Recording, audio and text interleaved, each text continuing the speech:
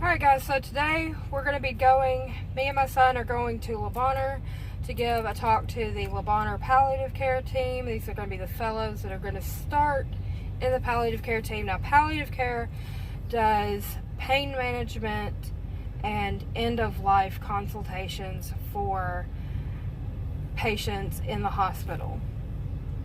And when I mean by end of life, these are kids that are either, well, I say kids, but they also do adults that are terminally ill or have conditions that could end their lives.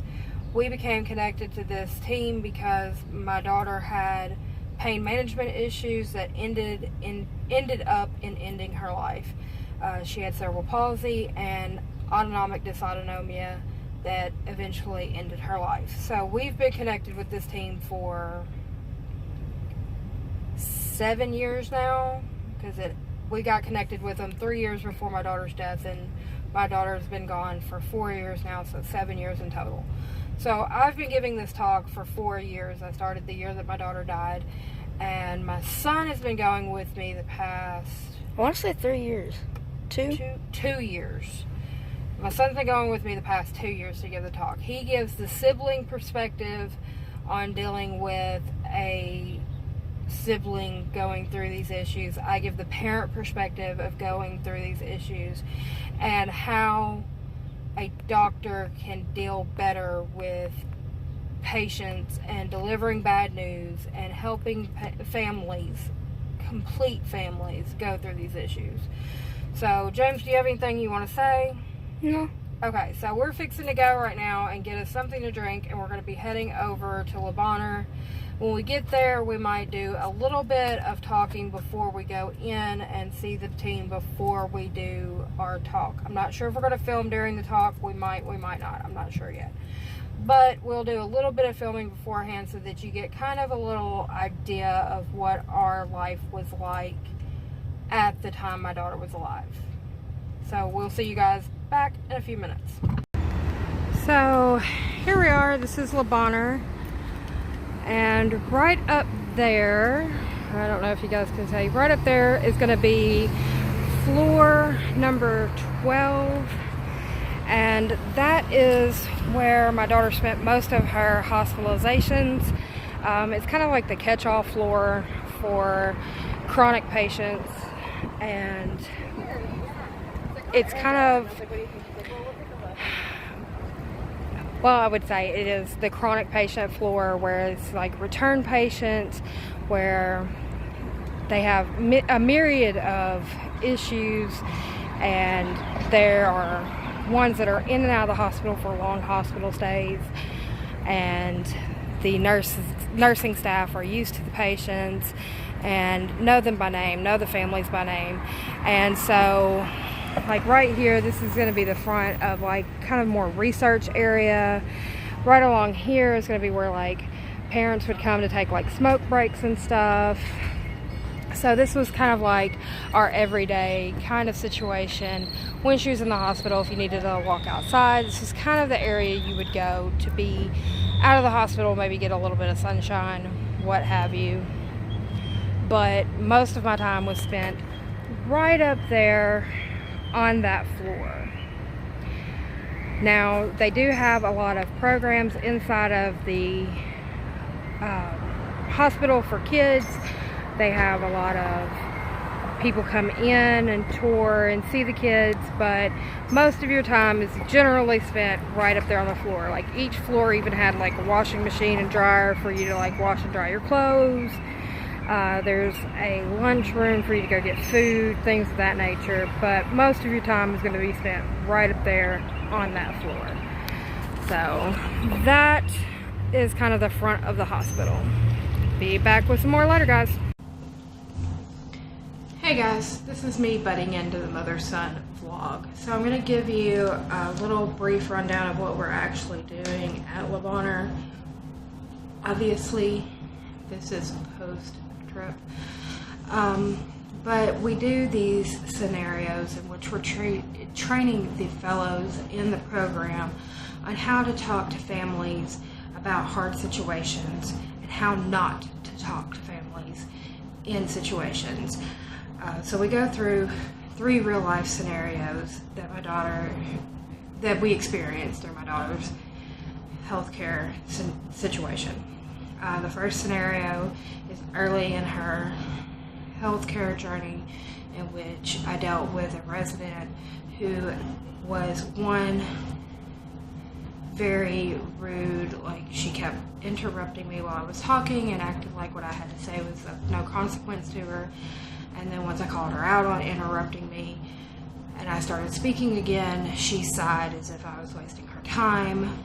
And so we walked the fellows through how to deal better with something like that.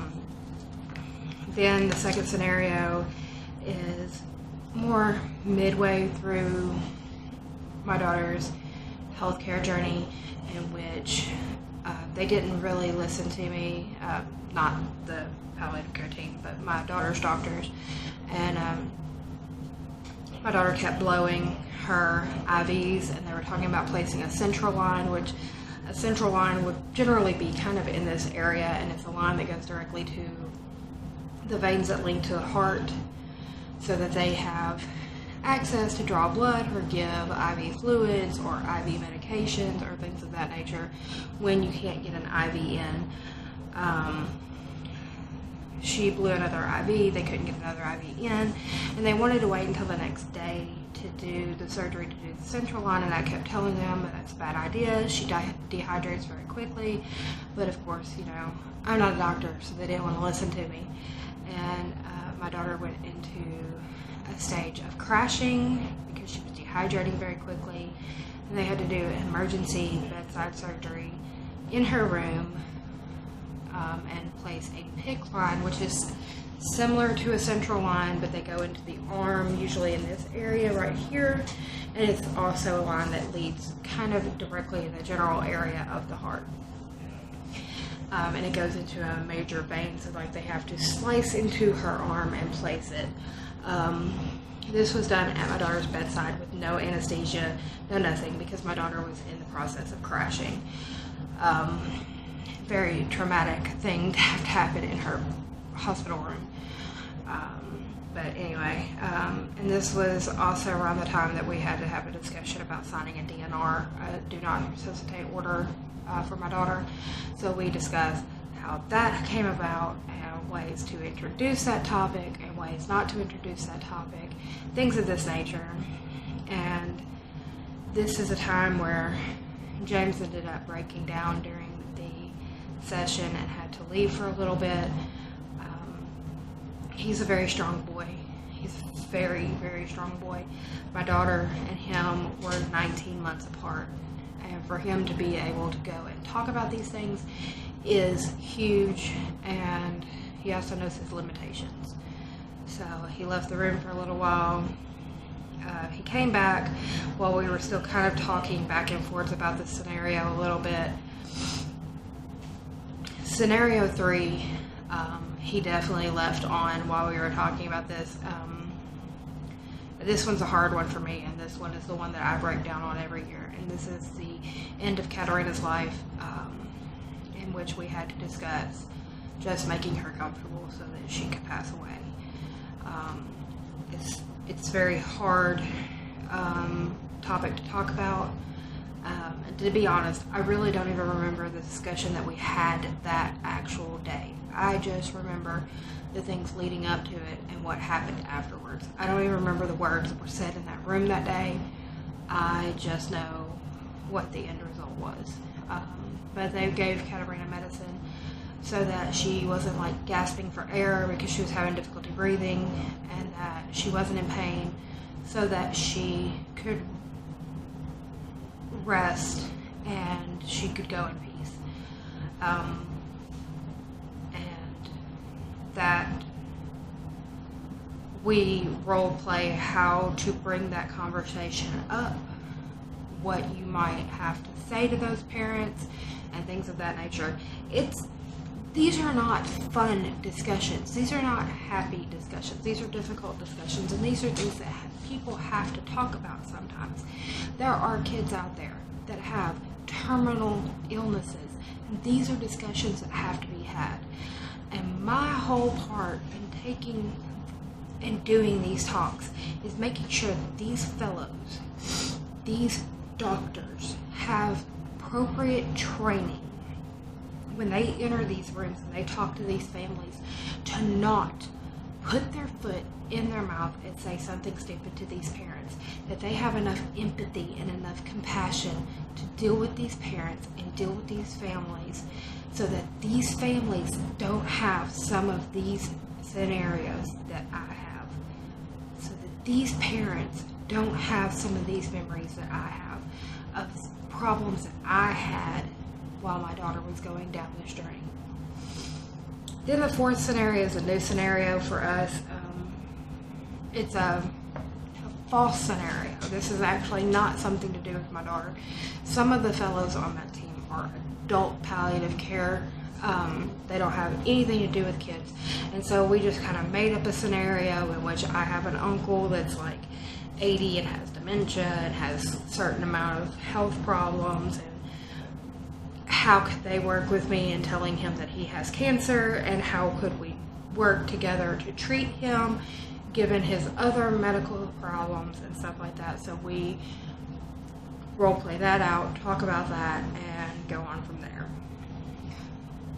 And that one, since it's not a real life scenario for me, was much easier to talk about, not as tugging at my heartstrings, but still, it's still an important thing for these doctors to get the basics down on how to talk to families and how to be caring, compassionate, empathetic, and learn how to use appropriate body language, tone, and choose their words wisely, because sometimes you can put your foot in your mouth and you never get a chance to take that foot out of your mouth. So that's the reason why we do this. We take pictures of Kat, we introduce everybody to Kat, so that everybody gets a broad understanding of who she was and the reason why it's so important for them to understand these things that we're teaching them. And so it was a good thing. It's very important for them to learn these things, and so we had a good time at teaching them to them. James had some things that he liked to say. He said them to the group. We explained where some of the fellows kind of slipped up, different ways they could explain things, different ways they could say things, and got to the heart of the problem and got everything out and put together properly. So maybe, just maybe, some families don't have these problems. So I just wanted to butt in there and let you know what this boot camp thing that we went and spoke at today was all about, so that it wasn't so, well, what are you doing? What are you talking about? I'm going to insert this into the blog and go back to the blog. Okay guys, so we just finished up with our talk and the palliative care boot camp. It was a very emotional section. We do these like role-playing scenarios where we take 3 real-life incidents from my daughter's illness and we talk about what happened, and then we role-play how things could be better. The last scenario is about the day that my daughter died, which is always a hard one for me, and so I ended up breaking down, and it gets easier every year to talk about it, but it's still really emotional. But we were able to do a very good boot camp for all of these incoming palliative care fellows, and so it was really good.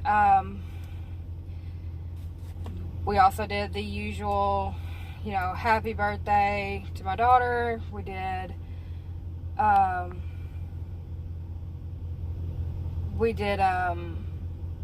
cake for her 16th birthday. It's actually next week, but it was still a fun time for everybody to get to celebrate who she was, and the fact that if she was still here, she would be turning 16. But it was really fun and really informative for these guys, and it was really cool that they got to learn so much from this little girl who is no longer here but did leave a very big imprint. So, James, you got anything to say? No. No? Okay. Well, we're fixing to get back over to our house. I've got to go to the grocery store, and we will see you guys later. Bye!